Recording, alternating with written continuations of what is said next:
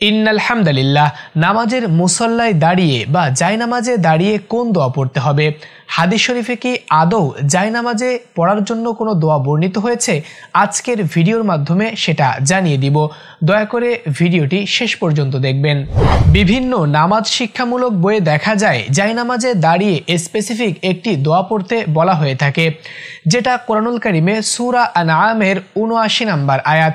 আর সে দোয়াটি হলো ইন্নী ওয়াজ্জাহতু ওয়াজহিয়া লিল্লাযী ফাতারাস সামাওয়াতি ওয়াল আরদা হানিফা ওয়া মা আনা মিনাল মুশরিকিন। এই আয়াতের অর্থ হচ্ছে, আমি আমার মুখমণ্ডলকে ফিরাচ্ছি সেই সত্তার দিকে যিনি আসমান এবং জমিনের স্রষ্টা। ওয়ামা আনা মিনাল মুশরিকিন, আর আমি মুশরিকদের অন্তর্ভুক্ত নই। সুপ্রিয় দর্শক, এই দোয়াটি পড়ার কথা বলা হয়ে থাকে। এ ব্যাপারে কি হাদিস শরীফে কোনো হাদিস উল্লেখ রয়েছে? হ্যাঁ, সহিহ মুসলিমের ৭৭১ নম্বর হাদিসে এই দোয়াটি পড়ার কথা বলা হয়ে থাকে। তবে ওই হাদিসে রাসূলুল্লাহ সাল্লাল্লাহু আলাইহি ওয়াসাল্লাম নামাজের প্রারম্ভে এই দোয়াটি পড়েছেন বলে অভিহিত হয়েছে, অর্থাৎ তাকবীরে তাহরিমা বলে হাত বাঁধার পরে এই দোয়াটি পড়েছেন মর্মে বর্ণিত হয়েছে।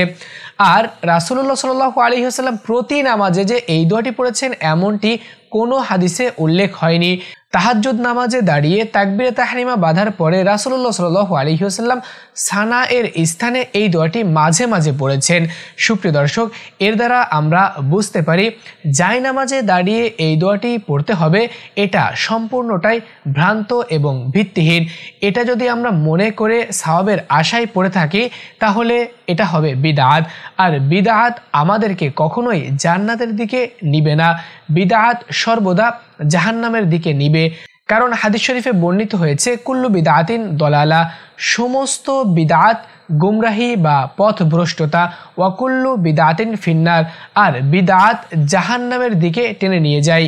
তাহলে সুপ্রিয় দর্শক, জায়নামাজে দাঁড়িয়ে কোনো দোয়া পড়তে হবে এ ব্যাপারে হাদিস শরীফে আদেশ হয়নি।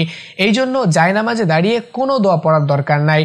দুনিয়ার সমস্ত রকম চিন্তাভাবনা পেরেশানি থেকে একেবারে নিজেকে পৃথক করে নামাজের দিকে মনোনিবেশ করাই হচ্ছে নামাজের পূর্ব প্রস্তুতি। আর এটা করার দ্বারা আল্লাহ রাব্বুল আলামিনের সাথে সম্পর্ক তৈরি হয়ে যাবে আর নামাজের মধ্যে মনোযোগ বৃদ্ধি পাবে। সুপ্রিয় দর্শক, এই কর্মকাণ্ডগুলো আমরা করব। হাদিস শরীফে যেটা নাই ওইটা আমরা করব না, অর্থাৎ জায়নামাজে দাঁড়িয়ে এই দোয়াটি আমরা পড়া থেকে বিরত থাকব। এটা যদি আমরা সওয়াব মনে করে পড়ি তাহলে এটা হবে বিদআত।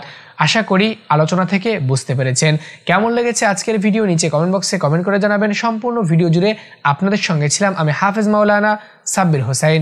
দেখা হচ্ছে খুব শীঘ্রই নতুন করে ইসলামিক ভিডিওতে। আসসালামু আলাইকুম ওয়া রাহমাতুল্লাহ।